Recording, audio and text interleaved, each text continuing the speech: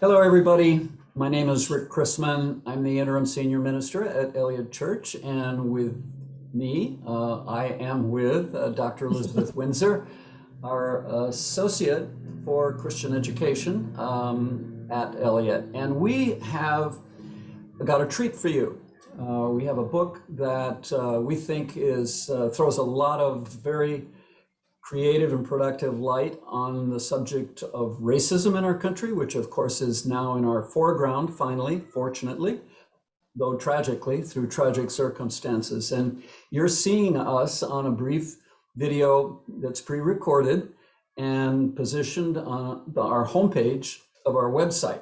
There are three segments to it, and there is an anti-racism segment, and this will be there, and we'll have a new one every week, approximately on Monday. And what we're going to do is pick up and offer you a conversation just between the two of us about a book that we were both very impressed with. And Elizabeth, let's start off. What is the book, and why did you like it so much? The book is called The Sum of Us, and it is by Heather McGhee. For those of you who don't know Heather McGhee, she has been the leader of Demos, which is a public advocacy progressive think tank. She has a BA in American Studies from Yale and a law degree from UC Berkeley. She's an incredibly gentle, gifted speaker and writer. Her point in the book or her first question is, why can't we have nice things as Americans who live in the same country, no matter what our race or class or sexual origin? And her initial response to the question is, we can't have nice things, public goods, because we understand those public goods through the lens of race as a zero-sum game. So if we are sending Black people to college with grants, then we're taking something away from white people. And her entire book is a response to why that isn't so, and how racism hurts all of us. Great, that's a terrific overview and a good anticipation of things to come. You know, there was another question that I related to what you just said that I appreciated so much, and that was the mystery that she felt around the question of why whites should feel so threatened. I mean, that is also a component here, and she, in every one of the chapters, and we'll go through them successively over the weeks ahead, she's trying to get at I don't know what it is, a national psychology or social psychology, whatever it is. How did it ever happen that suddenly this zero-sum game became so prominent a part of our politics? And she does go into that to a large extent, which of course is totally unwarranted, because the whole drift of the book, as Elizabeth just said, is that everybody can win. Well, and I think that's what she means by the title to the book. It's not a zero-sum game. Right. When we act, she refers to this as to form a permanent majoritarian anti-racism pro-democracy coalition. You got to say that again. I've heard her say this in almost every interview I've ever heard with her. A permanent majoritarian anti-racism pro-democracy coalition. That's her goal. That's what she wants to build. And she believes that this will create the sum of us. Rather than it being a zero-sum game, it will be the sum of all of us, and all of us will benefit. That's great. It's good to understand that title. But that positions her squarely in front of the bulldozer blade that's coming down Pennsylvania Avenue, or was that day on January 6th, that is not pro-democracy and not anti-racist. And so But what she has to offer is extremely, I don't want to say it in a bad sense, but it's extremely shrewd. It's very human, and we'll get into more of it. She Yeah. she's very approachable. That's one of the, I've done a lot of anti-racist training and work. I've read a lot about anti-racism. This is the best argument for why we should not be threatened by anti-racism work. And it invites us into a way of understanding ourselves and our history that is not about each one of us personally. I think what's hard with some of the anti-racism stuff is it's intended to make us feel bad, or we feel like it's intended to make white people feel bad. That is not what she's doing here. No, I was just going to ask you how this was so different from the usual things, and sometimes the frontal approach is necessary. These people need to be, as we're learning to say, awoke. And but this is appealing more to our sense of brotherhood and sisterhood, and the respect in which we belong to each other, as indeed we heard on the inauguration day. Oh, now I'm having a senior moment and forgetting our great poet laureate who read that poem. But we are in this together. Well, listen, then, let's dive in.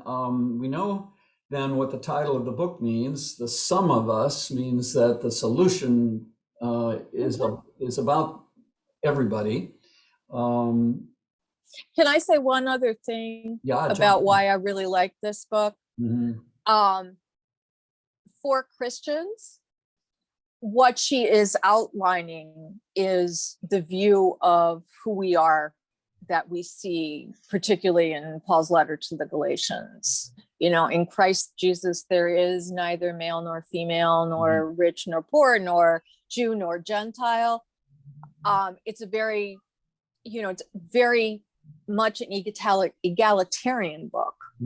And I think for me, as I read it, this was Christian hope I was reading, as opposed to, it's us and them and, all the political dynamics we get stuck up in. This just really felt like I'm a Christian trying to live my faith in this country. And her explanation of who we are together seems to me to be very much a notion of what the kingdom of God is supposed to look like in the world in which we live. Well, for sure, she's in that way sort of doing the church's job for us, which we've not done all too well. She's carrying this mission out in a very Christian spirit. Well, listen, she talks about the ways in which whites have set up certain policies, national policies, going back to the 19th century and before the Civil War and into slavery, that every legislation has a yes but, right? There's going to be something like, for instance, the Homestead Act of 1862. Yes, we're going to carve out land, free land that we've stolen already. That's another part of the story. But we're going to consign this to people who will come, live there, occupy it, and make it fruitful, with the exception, yes, but no, not for people of color.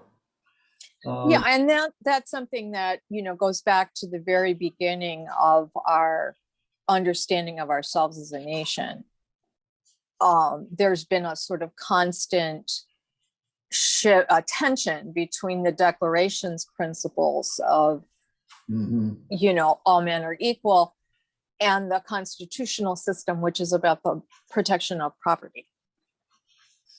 Right. In fact, the phrase life, liberty, and the pursuit of happiness, originally in the British version, going back, I think it's to John Locke, not that that matters, was life, liberty, and the pursuit of property.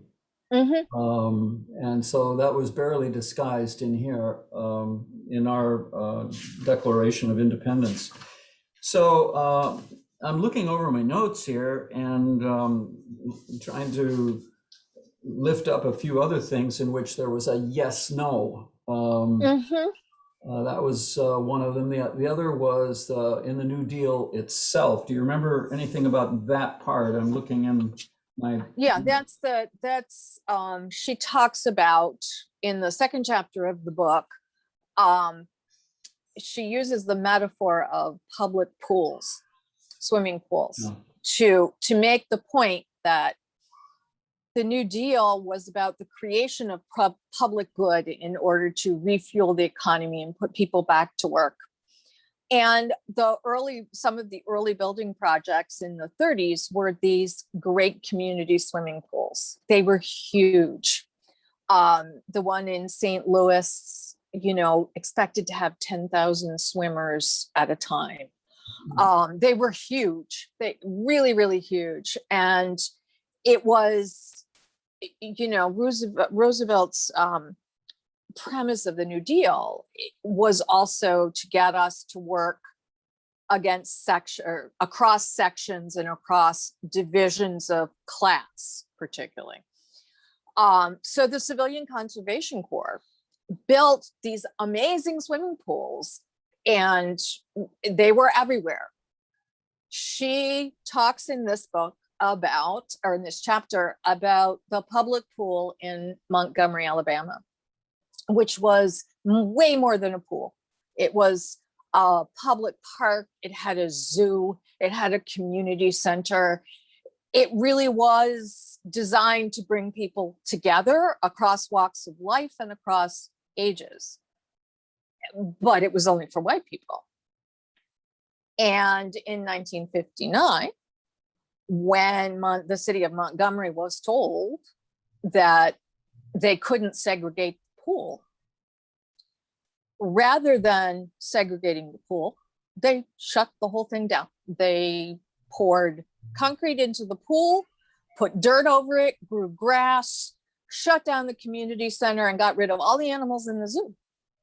So rather than, this is her example of what zero sum is. Rather than share it, we'd rather not have it at all. Mm-hmm. And she traces that idea, particularly through, the response to the New Deal era and the civil rights movement is, the misunderstanding that public goods, if we share them with immigrants or people who are Black or other people of color or Native Americans, then there won't be any for us, the white people.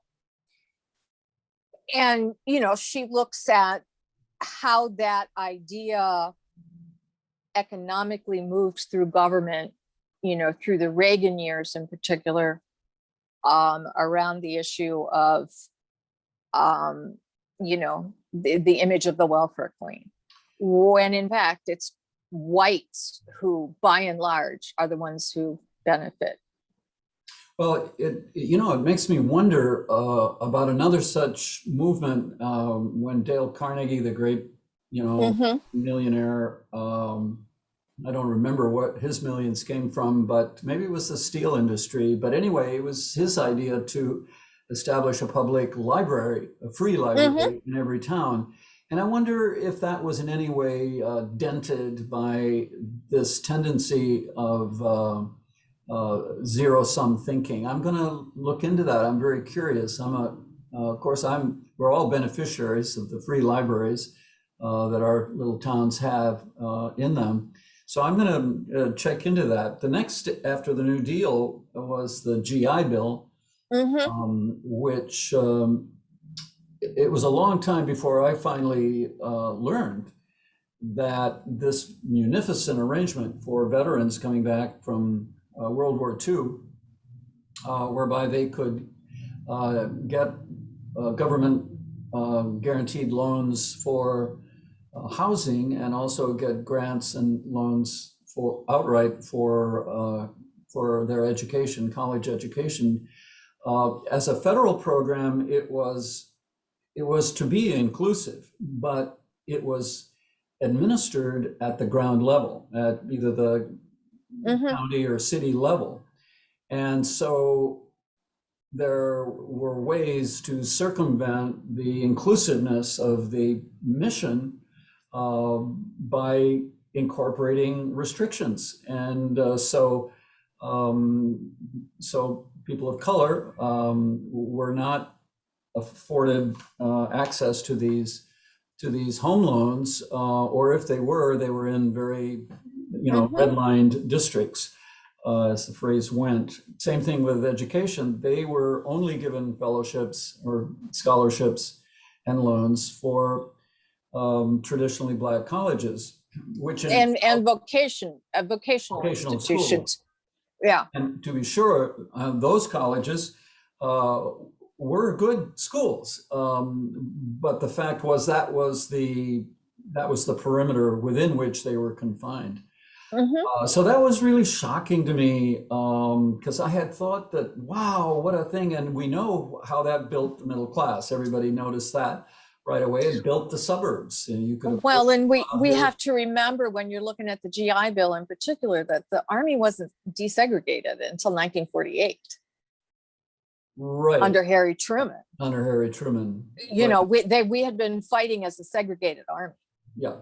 Right. So it made a certain amount of sense in the way people thought that the benefits of the Army experience would be treated differently by the different races. Well, there's more to learn there on that. The other learning for me actually was that the Great March on Washington, which we remember for Martin Luther King's great I Have a Dream speech in 1963, prompted the fear, because it was originally a jobs consciousness raising, an employment consciousness raising movement, was quickly interpreted to mean, well, again, just as you said earlier, if Blacks are going to claim, people of color are going to claim these precious jobs, that's going to threaten my access to a livelihood. And I had never seen or read, before I read Heather McGhee's book, that this was already a big concern. I think that the thing that surprised, that I learned the most from these first chapters that I didn't know, the thing I didn't really know, was that it was possible under slavery for people to insure their slaves. Could do what to their slaves? Insure them? Insure them. Oh, I didn't know that either, right. I knew they could use them as collateral on loans because they were property. Right. But I had no idea that you could get life insurance on your slaves. I mean, that just, it doesn't epitomize the mindset and the inhumanity of it. Well, there were a lot of revelations like that in these first two chapters and in the ones to come. Let's summarize a little bit here and then look ahead, because our time limit that we set for ourselves is about. So Heather McGhee, I want people to make a note of that name and find some way to get a hold of this book. It's still in hardback, and it's on the expensive side, but it's very well worth it, right? It's also available as an Audible book, and it's available as a Kindle book. So whatever format you like to get your books in, the treat in the Audible version is that she reads it. So you get to know her personality a little bit too. Well, one thing I wanted us to do today, but we'll save it for next time, is because I've made note as I was reading of words and phrases that jumped out at me. Mm-hmm. That she's a great phrase maker. Of course, the one that comes at the very end, I guess I'll give it away.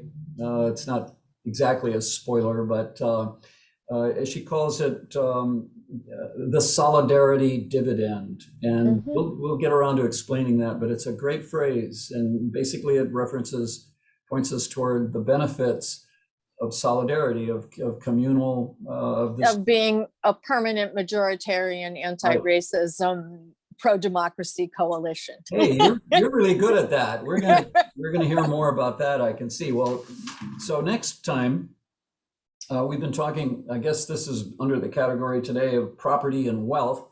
The chapters really do show us why there is this wealth gap, racial wealth gap. There are other wealth gaps as well, but the racial one is the one with the greatest disparities. But next time it'll be talking about government benefits. What's the name of the chapter? Let me see. It's called Going Without. Going without. Right. And so we'll open that up, and maybe in the meantime, but you'll get the book or have access to it. And even if you don't, please join us. Any parting thoughts, Elizabeth, as we conclude today? If you're looking for something in the midst of all the varying depressing pieces of life at the moment, this is a wonderful book that will, I meant what I said about the Christian hope expressed here. You know, it doesn't have to be this way. And she says that's one of the phrases she uses over and over again. It doesn't have to be this way. And that is the vision to which Christ calls us. Well, and another way to access and get acquainted with Heather McGhee is to keep your eye peeled for her on different panels. And by the way, there is a link. We have a link, right, to her TED Talk. So that would be a way. She also did a podcast with Chris Hayes that I don't remember the title of, but where she was in the early stages of writing the book and talking about what she was learning and why it was important. Well, listen, this has been fun. Thank you for watching our little game of ping pong with each other. And we'll pick it up again next week, same place, same station. Don't you remember that phrase from the old days? And nice. And if you have questions, feel free to shoot us an email. If there's some part of this, you want to talk about a little more, or something you want to add to the conversation, we'd love to hear from you. Yeah, keep those cards and letters coming. There you go. Well, we'll sign off now. God bless you all, and thanks, Elizabeth, for a fun time. Okay. My pleasure. Bye for now.